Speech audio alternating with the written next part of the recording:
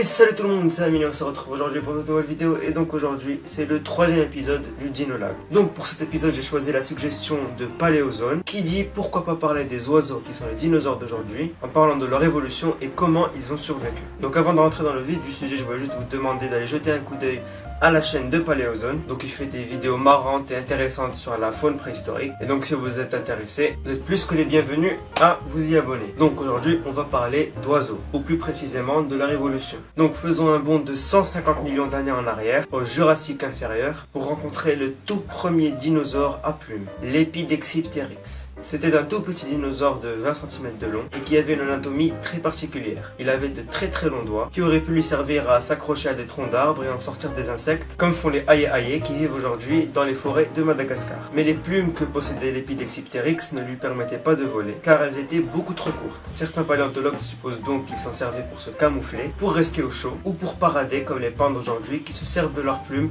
pour attirer une femelle ou pour éloigner un rival. Pour la deuxième étape de notre voyage, on avance de quelques millions d'années dans le temps pour nous retrouver au Jurassique supérieur avec le tout premier dinosaure volant, l'Archéoptéryx, dont le nom veut littéralement dire aile ancienne. Et contrairement à l'Épidexiptéryx, ses plumes étaient longues, rigides et asymétriques, ce qui les rendait aérodynamiques et plus robustes, donc propices au vol. La présence d'un os appelé la fourchette chez les oiseaux d'aujourd'hui a aussi été observée chez l'Archéoptéryx. Et cet os permet de maintenir l'écartement des ailes pendant le vol. L'autre caractéristique commune entre les oiseaux et ce dinosaure est la forme de l'os du poignet. Il est en forme de demi-lune, ce qui rend le poignet beaucoup plus flexible de gauche à droite et permet à la main de pivoter. Rendons-nous maintenant au Crétacé inférieur, un temps où vivaient les dinosaures oiseaux, comme le Confuciornis, le Liaoningornis, le Geolornis, et j'en passe. Ces dinosaures présentaient des caractéristiques qui les feraient limite passer pour des oiseaux. Ils ont un bec sans dents, des ailes, des serres, etc.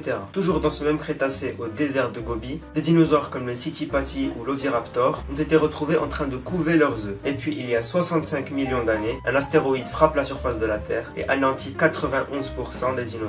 Et seuls les plus petits ont pu survivre et évoluer en se cachant sous terre, dans des trous ou dans des troncs d'arbres, en se protégeant du froid et des cendres. Après cette extinction massive, les oiseaux commencent à se développer. Gastornis, Phorusrhacus, Pelagornis, Argentavis, Messelornis, etc. jusqu'à donner les oiseaux que l'on connaît aujourd'hui. Voilà, c'est fini pour aujourd'hui. Merci d'avoir regardé cette vidéo.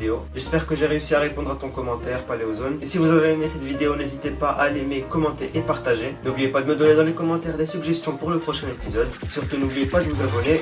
Ciao tout le monde!